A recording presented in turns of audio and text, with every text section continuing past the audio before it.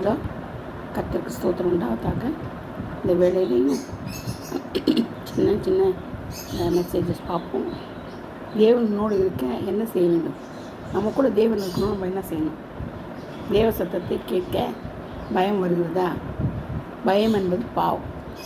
சிலர் தேவ சத்தத்தை கேட்கறதுக்கு பயப்படுவாங்க. ஏன்னா அவங்க பாவம் செய்யறதுனால. இப்போ நான் இருக்கிறேன், தேவ சத்தத்தை கேட்கறதுக்கு பயப்படுறேன் அப்படின்னா எதுக்கு பயம்? ஏன் பயம்? ஏன் இப்படி பயம் வரும் எனக்கு? நான் தப்பு பண்ணுறேன்னு அர்த்தம். நான் பாவம் செஞ்சால் தான் தேவனோட சத்தத்தை கேட்கறதுக்கு பயப்படுவேன். இல்லைன்னா பயம் இல்லையே. ஆண்டோட சத்தத்தை கேட்கணுன்னா அன்பு, ஐக்கியம், அரவணைப்பு, மற்றவங்களோட பாசம் இதெல்லாம் வைக்கும்போது தேவ பயம் நம்மளுக்கு இருக்காது. இப்போ தேவ பயம் நம்மளுக்கு இருக்குது அப்படின்னா என்ன அர்த்தம்னா, தேவ சத்தத்தை கேட்க நமக்கு பயமாக இருக்குது அப்படி சொன்னோம்னா என்ன செய்யணும்? பாவத்தில் இருக்கிறோன்னு அர்த்தம். பாவம் நமக்குள்ளே இருக்குதுன்னு அர்த்தம். பாவத்தை விட முடியலன்னு அர்த்தம். இதுக்கு காரணம் தேவனுடைய பயம் இல்லாதனால. எப்போதும் நமக்கு தேவசத்தை கேட்டுகிட்டே இருக்கணும். அப்போ தான் தேவன் நம்ம கூட இருக்கிறாருன்னு அர்த்தம். அதனால் நம்ம இப்போ என்ன செய்யணும்? தேவன் நம்ம கூட இருக்கணும்னா நம்ம என்ன செய்யணும்னா, பயத்தை என்ன செய்யணும்? எல்லாவற்றையும் தூக்கி போடணும். தூக்கி போட்டு ஆண்டவர்கிட்ட சத்தத்தை கேட்கறதுக்கு இனிமையாக இருக்குதுன்னு சொல்லி நம்ம என்ன செய்யணும்? எப்போதும் வேதத்தை படித்து தியானித்து இந்த வசனங்களை நம்ம தியானிக்கணும். வசனங்கள் கடினமான உபதேசம் சொல்லிட்டு தான் ஒருத்தன் ஓடியே போயிட்டான். கடினமான உபதேசம் தான், ஆனாலும் அது கேட்கணும். பழகிச்சுன்னா இனிமையாக இருக்கும் பாருங்க. நம்மளோட அந்த நமக்கு அந்த இதுவே இனிமையாக இருக்கும். நம்ம வசனங்கள் முதல்ல கஷ்டமாக இருக்கும். வசனத்தை படிக்கும்போதே எனக்கு கஷ்டமாக இருக்கும். இதை செய்யாத, அதை செய்யாத, இதை பண்ண, அதை பண்ண சொல்லுவாங்க. அது என்ன நல்லது சொல்கிறாங்க. ஒவ்வொரு வசனமும் நம்மளோட நன்மைக்கு தான். ஏன்னா நம்மளை பரலோக ராஜ்யத்துக்கு அழைக்கிறதுக்கு தான் ஆண்டவர் இந்த சட்டத்திட்டங்கள்லாம் உண்டாக்குனாரு. உபதேசம் பண்ணுறாரு. நம்ம கூடவே இருந்து நமக்கு புத்திமதியெல்லாம் சொல்கிறாரு. எதுக்காக? அவருக்காக இல்லை, நமக்காக. நம்ம அவரோட இருக்கணும், அவர் கூட நம்ம இருக்கணும், பரலோக ராஜ்யத்துக்கு நம்ம மாறணும், அவரை போய் துடிச்சிட்டே இருக்கணும் அப்படி சொல்லி தான் அவங்க நமக்காகத்தான். அவங்க நம்ம இதுக்கு போகக்கூடாது, நரகத்துக்கு போகக்கூடாது, சாஸ்கையில் அகப்படக்கூடாது, சாத்தான் தொடக்கூடாது. இதனால தான் நம்மளை என்ன செய்கிறேன்? ஆண்டவர் நமக்கு உபதேசம் பண்ணி சிரிச்சிட்டு காயப்படுத்தி காயத்தை கட்டி இப்படிலாம் கொண்டு போகிறாங்க. இடுக்கமான வாசல் வழியாக நம்மளை கொண்டு போகிறாங்க. நம்மளுக்கு என்ன தேவை? நம்மளுக்கு நினைக்கிறோம் பெருக்கமான வாசல், விசாலமான வாசல், நல்லா இதுவாக இருக்கணும், டாம்பிகமாக இருக்கணும் அப்படின்னா வசதி வாய்ப்புகளை எண்ணி போகணும். அது தவறு இல்லை. ஆனால் நம்ம எப்போதும் தாழ்மையாக இருந்து கர்த்தருக்குள்ளே இருக்கணும்னா நமக்கு அந்த பெருமை மேட்டிமை தான் வரக்கூடாது. அப்படி சொன்னோம்னா நம்ம கர்த்தர் சத்தத்தை கேட்கணும். ஆண்டவர் என்ன சொல்கிறாரோ அதுதான் நம்ம என்ன செய்யணும். ஆதியாக 3:8 கூட பாருங்கள். நம்ம பயப்படணும். யார்? நான் அவங்க ஏன் பயப்படுறாங்க? தேவ சத்தத்தை கேட்ட உடனே அவங்க பயம் வந்துச்சு. அப்போ தான் ஏன்னா அவங்க சாத்தான் பேச்சை கேட்டாங்க இல்லையா? கனி சாப்பிட வேணான்னா சாப்பிட்டாங்க. அப்போ அவங்களுக்கு என்ன வந்துச்சு? பயம் வந்துச்சு. தான் பாவம் செய்கிறோம் தெரிஞ்சுக்கினாங்க. தான் நிர்வாணிகள்னு அவங்க அறிந்து கொண்டாங்க. அதனால தான் ஆண்டவர் பயந்து செய்யினாங்க, ஒழிஞ்சிக்கினாங்க. அதே மாதிரி 28 வெளிப்படுத்தல் 21:8 பார்த்தீங்கன்னா, பயப்படுற எல்லாரும் எங்கே போவாங்க? நரகத்துக்கு போவாங்க அப்படின்னு போட்டிருக்கு இல்லையா? வெளிப்படுத்தல் 21:8 பயத்தின் விளைவுகளாக எல்லாவற்றையும் வணங்க ஆரம்பிக்கிறாங்க. தேவ சத்தம் இனிமையாக இருக்கும், பயமாக இருக்காது. எப்போவுமே ஆண்டோட சத்தம் இனிமையாக தான் இருக்கும். யாராவது பயப்படுவாங்களா? ஆண்டோட சத்தம் இருக்குதா? பயப்பட சாத்தான் சத்தத்துக்கு நம்ம பயப்படணும். ஆனால் அவன் இனிமையாக பேசுகிற மாதிரி பேசுவான். ஆனால் அவ்வளவும் நம்மளை என்ன செய்வான்? பாவத்தில் தள்ளி விட்டுருவான். அதே மாதிரி அந்த ஆவியானவர் நம்ம கூட இருந்தால் நமக்கு தேவனோட சக்தி இனிமையாக கேட்கும். ஆவியானவர் இல்லைன்னா நமக்கு தேவ சத்தம் கேட்காது, பயமாக தான் இருக்கும். அதனால தான் அவன் ஆதாம் போய் ஒழிச்சு கொண்டான். எங்கே இருக்கிறான்னு கேட்டால் அவன் ஒளிந்து கொண்டு இருக்கிறேன்னு சொல்கிறான். என்ன பயம்? தேசத்துக்கு கேட்டவுடனே என்ன பண்ணுறான்? அவன் பயப்படுறான். பிரசங்கி 8:6 கூட சொல்லப்பட்டிருக்குது. எருசலேம் ஆலயத்தில் உலாவி கொண்டு இருக்கிறாங்க. 7 பொன் விளக்கு மத்தியில் யார் உலாவி கொண்டிருக்கிறது இல்லையா? ஆண்டவர் உலாவி கொண்டிருக்கிறார். ரோமர் 10:3 சொல்லப்பட்டிருக்குது. அதனால தான் நம்ம என்ன செய்யணும்? ஒரு நாள் அவங்களுக்கு நம்மளுடைய சுயநீதி பலன் தராது. தேவனுடைய அன்பு, தேவனுடைய ஐக்கியம், தேவனுடைய இனிமையான பேச்சு, சத்தம், இதுதான் உபதேசங்கள், நவமைகளாக நிறைய சொல்லுவாங்க பாருங்கள். இதெல்லாம் தான் நமக்கு ரொம்ப சத்தத்தை கேட்கணும். அவரோட சத்தத்தை கேட்கணும். வேதத்தின்படி மனசாட்சியின்படி நம்ம செய்யலாம். சரியாக இருக்குதா? வேதத்தை படித்து நம்ம மனசாட்சி அதுபடி இருக்குதான்னு பார்க்கணும். சிலருக்கு மனசாட்சி இருக்காது, ஆனால் வேதத்தின்படி படித்து சொல்லுவாங்க. அவங்களுக்கு ஒரு மனசாட்சி இருக்காது, மனசாட்சி இருக்குதுன்னு சொல்லுவாங்க. அவங்களுக்கு இருக்குதுன்னா அவங்களுக்கு தெரியாது. நான் தாவீது பாவத்தை செய்யான் ஒத்துக்கொண்டான், செய்து பாவம்ன்ட்டு என்ன செய்தான், தாவீது ஒத்துக்கொண்டான். அதனால தான் அவனை ஆண்டவர் நேசித்தார் இல்லையா. இறுதி கேட்ட தாசன் சொல்கிறாரு. ரொம்ப பிடிக்கும் தாவீது. நான் ஒரு பாவம் தான் அவன் செய்தான் ஒழிய அதை ஒத்துக்கொண்டான். அவன் இப்போ காலமெல்லாம் கஷ்டப்பட்டான் இல்லையா. அதனால தான் ஆண்டவருக்கு ரொம்ப பிரியம் தாவீது மேலே. அதனால தான் நம்ம ஆண்டவர் நம்ம என்ன செய்யணும், கிருபையின் காலம் அடைப்படுறதுக்கு முன்னாடி கத்தத்தை எல்லாத்தையும் கேட்டு தெரிந்து கொள்ளணும். இந்த வசனங்களுக்கெல்லாம் நம்ம செய்ய கொடுக்கணும். நம்மளுடைய சுயநீதி எப்பவுமே வரக்கூடாது. நம்ம சுயமாக சிந்திக்கக்கூடாது. ஆண்டவர் சித்தத்தை மட்டும் தான் சிந்திக்கணும். பொறுமையாக இருக்கணும், தாழ்மையாக இருக்கணும். எவ்வளோ பேர் பயிர் படிப்பாங்க பாருங்கள், நைட் 2 படிப்பாங்க, நைட் 2 ஜெயிப்பாங்க, இரவு போட உண்டு ஜெயிப்பாங்க, முழங்கால நின்று படிப்பாங்க. ஆனால் அவங்கக்கிட்ட கண்ணியே இருக்காது. படித்து முடிக்கிறவர்லேருந்து அவங்களுக்கு அடுத்த பற்றி பார்த்தீங்கன்னா வேறு ஒரு உருவம் வரும் அவங்கக்கிட்ட. அது ஏன்னா அது சாத்தான் கிரியை. அவங்க உஷாராக இருக்க மாட்டாங்க. மேட்டுமே யாவிக்குரிய ஜீவத்தில் மேட்டுமே, பயிர் படிக்கிறதுல மேட்டுமே, சாட்டு சொல்கிறதுல மேட்டுமே, அதை பணம் காசு கொடுக்குறாங்களா காணிக்கை அதில் மேட்டுமே.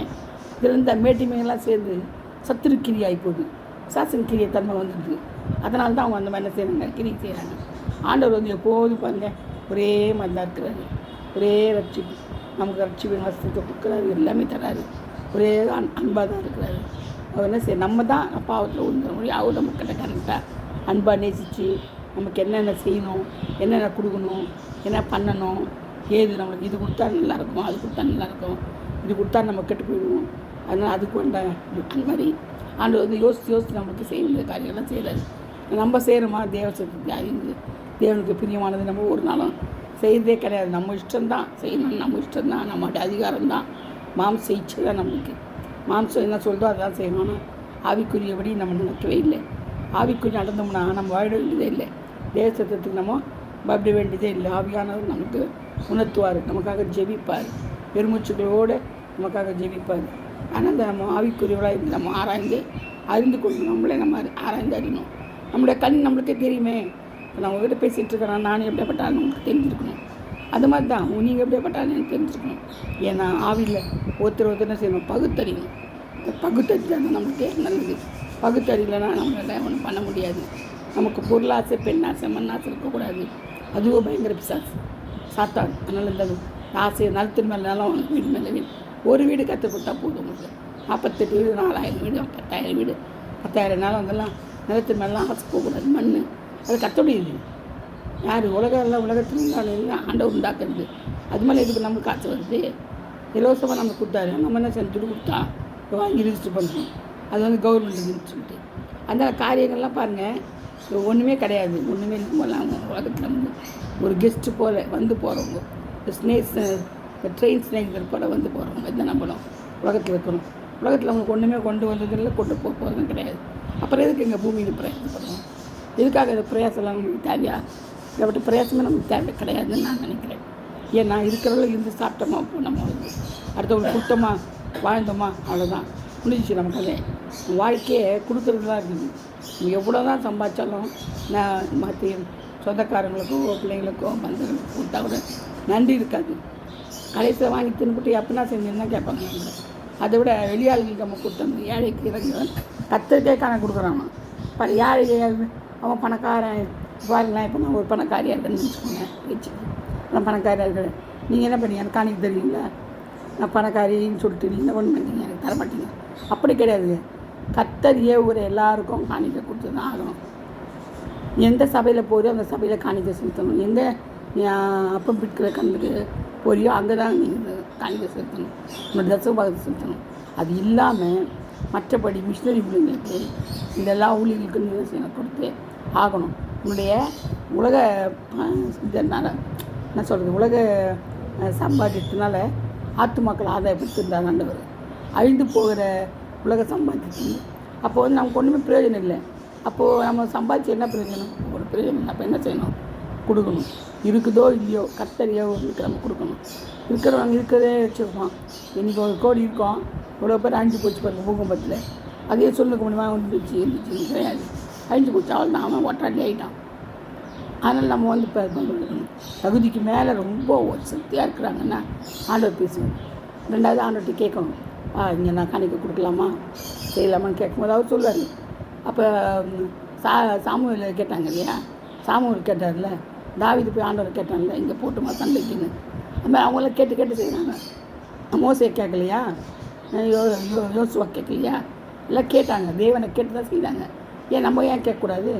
ஆண்டவரே எங்கள் காணிக்கையும் கொடுக்கலாமா, எந்த தம்பி கொடுக்குறது, எந்த ஊழியக்காரனை கொடுக்குறது, இங்கே காமிங்க ஆனால் கேட்டால் ஆண்டவர் சொல்ல போகிறாரு, இங்கே கொடுக்காது, அங்கே கொடு, அங்கே கொடுக்காது, இங்கே கொடுங்க. அது எதுக்கு நீயே போய் நுழைஞ்சிக்கிற? கொடுக்கலாமா, கொடுக்கக்கூடாது தானே. கர்த்தருடைய காரியத்தில் கருமையாக இருக்கக்கூடாது. உனக்கு இருக்குதா, தாராளமாக கொடுத்து ஏழைக்கு இறங்கிடு. உனக்கு கேட்டு வராங்களா, அவங்களுக்கு இருந்துச்சுன்னா இல்லைன்னு சொன்னாங்க. கொஞ்சம் 10 ரூபா கேட்டால் 5 ரூபாய் அது கொடு. இல்லவே இல்லைன்னு சொன்னீங்கன்னா நாளைக்கு உனக்கு அப்படியே தான் வரும், இல்லவே இல்லைன்னு தான் வரும். அதனால் இருக்குதா. ஆனால் உன்னோட காசில் வேறு ஒருத்தர் காசு வச்சுன்னா அதை திருப்பி கொடுக்க முடியாது இல்லையா. இப்போ ஒரு 10 ரூபாய் என்கிட்ட இருக்குதுன்னா இல்லை, யாரோ கொடுத்து வச்சுருக்காங்க, யாராவது என்ன கேட்குறாங்க, இந்த 10 ரூபாய் எடுத்து கொடுத்தனா அது பாவம். ஊராமட்டு காசு எடுத்து கொடுக்குறது நான் யார் கிடையாது. அதனால் நம்ம காசு, சொந்த காசு, நம்ம சொந்த சம்பாத்தியம், சொந்த காசுலேருந்து நான் சொந்தமாக நம்ம சம்பாதிச்ச காசுலேருந்து அடுத்து என்ன செய்யணும், கொடுக்கணும். ஊரார் காசுக்கு ஆசைப்படக்கூடாது, இச்சை வரக்கூடாது. இச்சை வந்தாலே மூழ்கிச்சு விழுக, இச்சை வந்தாலே பிசாசுக்குதான் அர்த்தம். எந்த மேலே உனக்கு இச்சை வருதோ, எப்படி உனக்கு இச்சை வருதோ, எதின் மேலே உனக்கு ஆசை வருது, நல்லத்தின் மேலே வருதா பிசாசு உண்டு வந்துச்சான்னு அர்த்தம், உனக்குள்ளே வந்துட்டான்னு அர்த்தம். அதான் எது மேலே நீ ஆசை வைக்கலையோ உன் கூட இருக்கிறதான்னு அர்த்தம். ஏன்னா அவனுக்கு அதெல்லாம் ஆசை தான், உலகத்து காரியங்கள் அவன் ரொம்ப ஆசைப்படுவான். அதனால் அது இடம் கொடுக்காதீங்க.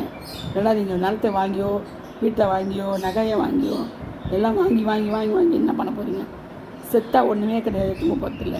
அது மற்றவங்களுக்கு எதுக்கு நீங்கள் செத்து வைக்கிறீங்க? ஏழைகளுக்கு கொடுங்க, கர்த்தருக்கு கடன் கொடுங்க. கர்த்தரே கடன் கொடுக்குறோன்னு சொல்லப்பட்டிருக்கிறதுனால நம்ம என்ன செய்வோம், கர்த்தரை கடன்காரனா மாற்றிடுவோம். எப்படின்னா ஏழைகளுக்கு கடன் கொடுக்குறவன் கர்த்தருக்கே கடன் கொடுக்குறாங்க, ஏழைகளுக்கு கொடுக்குறவன் கர்த்தருக்கே கடன் கொடுக்குறாங்க. பார்த்தீங்களா? அப்போ யாருக்கு நம்ம கடனாளி ஆக்க முடியும்? ஆண்டவரே நம்ம கடனை ஆக்கிறதுக்கு வசனத்தை கொடுத்துக்கிறாரு. அப்போ பாருங்கள் ஆண்டவர் எவ்வளோ நல்லவர்னு. பார்த்தீங்களா? கடனாளி ஆனாலும் பரவாயில்ல, ஏழைகளுக்கு கொடுக்குறாரு. என்னை வந்து பார்த்தியான்னு கேட்குறாரு. நான் ஹாஸ்பிட்டலேருந்து என்ன பார்த்தியா, இதை செஞ்சியா, அது செஞ்சியா, நீ வஸ்திரம் கொடுத்தியான்னு, நீ சோறு கொடுத்தியா ஒரு நாள் கேட்குறாரு. அப்போ யார்? ஏழைங்களுக்கு எவ்வளோ பேர் வருவாங்க. நம்ம சாப்பிட்டீங்களான்னு நம்ம கேட்டுருக்கோம், யாரையாவது சாப்பிட்டீங்களான்னு கேட்டிருக்கோமா? அந்த எனசை வேறு நம்ம கஞ்சூஸ் மனசு இருக்கக்கூடாது. இருக்கும் தாராளமாக இருங்க. தாராளமாக வச்சு கொட்ட சொல்லலை. என்ன செய்யணும்? சாப்பிட்டீங்களா, என்ன சாப்பிட்டீங்க விசாரிக்கணும். என்ன செய்யணும்? விசாரிக்கணும். நம்மளை கொடுக்க முடியணும்ல விசாரிக்கணும். அதுதான் முக்கியம். இதமாக பேசணும். வல்லுன்னு உழுந்தா வரவன் கூட வரமாட்டான், ஆண்டவர் ஓடி போயிடுவார். இது என்னதா இது இப்படி இருக்குதுன்னு. அதனால் வல்லுன்னு விடக்கூடாது. சாஃப்டாக பேசணும், அமைதியாக பேசணும், தாழ்மையாக. ஆள் பைபிள் படிக்கணும், வசனம் பார்க்கணும், எல்லாம் செய்யணும். ஆனால் கனி இல்லையே. நம்மகிட்ட கனி இருக்குதா? கனி கொடுக்குறோமா? இல்லையே, கனியே இல்லையே. ஆண்டவர் அத்தி மரத்தை கனியை தேடி சமைச்சிட்டாரு. அப்போ உங்கள்கிட்ட நீ போய் ராவம் பகலாம் பயிர் படிக்கிறேன், ராவம் பகலாம் ஜெபிக்கிறேன், அலையிலையே அலையிலையே கத்திட்டு கடைசியில் உங்கள்கிட்ட ஒன்றுமே கண்ணியே இல்லைன்னா ஒன்று என்ன சொல்கிறது? ஆண்டவர் எதில் இருக்கிற? தாழ்மையில் இருக்குதா? அப்போ உன்னை கேட்டால் தான் தெரியும். மற்றவங்களுக்கு கேட்கணும், நீ எப்படிப்பட்ட ஆளுன்னு கேட்டால் ஐயோ மடியோன்னுவாங்க. அப்போ தான் தெரியும் ஒன்று லட்சணம் வந்து, அப்போ தான் தெரியும். அது வரையும் தெரியாது இல்லையா? அதனால் நம்ம என்ன கூட தான் என்னை பற்றி கட்டோட அப்படி சொல்லுவாங்க. எல்லாம் சிலர் பொறாமையில் சொல்லுவாங்க, சிலர் உண்மையை சொல்லுவாங்க, சிலர் இல்லாத முறைன்னு சொல்லுவாங்க, சிலர் சொல்லவே மாட்டாங்க, நமக்கு எனக்கு போகும்போன்னுவாங்க. அப்படி இருக்கக்கூடாதுங்க. நற்சாட்சி பெற்றவங்களாக இருக்கணும், கர்த்தருக்கு உண்மையாக இருக்கணும். அது இருந்தால் போதும். மனுஷனை திருப்திப்படுத்த முடியாது. இந்த ஜென்மத்தில் நம்ம சாவர வரையும் மனுஷனை திருப்திப்படுத்த முடியாது. ஆனால் கர்த்தருக்கு உண்மையாக இருக்கணும். கர்த்தர் நம்மளுக்கு சாட்சி சொன்னால் போதும். மனுஷனுடைய சாட்சி நமக்கு தேவையில்லை. கர்த்தருக்கு சாட்சியாக இருக்கணும், கனி கொடுக்கலாக இருக்கணும், மற்றவருக்கு உதவி செய்யலாம் இருக்கணும். பேராசை இருக்கக்கூடாது. பேராசை பேர் நஷ்டமாக மாறிடும்.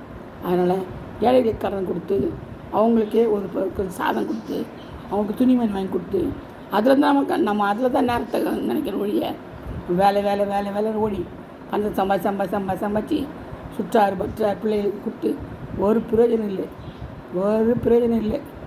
அந்த சட்டியில் இருந்தால் தான் நகை பேர் வரும். அதனால் கர்த்தருக்காக கொடுத்து, கர்த்தரோடு சேர்ந்து கர்த்தர்கிட்ட கேட்டு நம்ம என்ன செய்யணும்னா நமக்கு பரலோக ராஜ்யம் நிச்சயம். அன்பு, தேவனுடைய அன்பு தான் முக்கியம். அன்பாக நேசிங்க, எல்லாரும் ஒரு மனமாக நேசிங்க, ஐக்கியமாக இருங்க. விக்கிரக கூட இருக்கக்கூடாது, அந்நிய ஆவி வரக்கூடாது உள்ள. கர்த்தர் மாத்திரம்தான் தெய்வன், ராஜாதி ராஜா அவர் ஒருவரே. இயேசு கிறிஸ்து மாத்திரம்தான் யார்? ராஜாதி ராஜா. உலகத்தில் ஒரே கடவுள் இயேசு மட்டும்தான். கர்த்தர் தான் இந்த வார்த்தையை ஆசீர்வதிப்பாராக. ஆமென். அல்லேலூயா. Praise God. God bless you all. Thank you.